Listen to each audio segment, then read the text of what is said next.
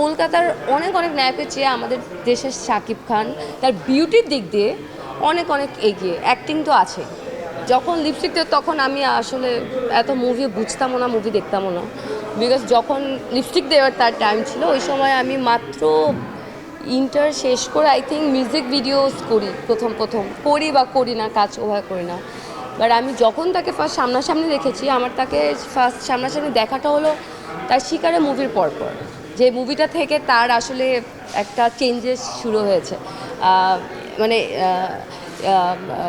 Tollywood তাকে পুরো লুকসটা change করে দিয়েছে।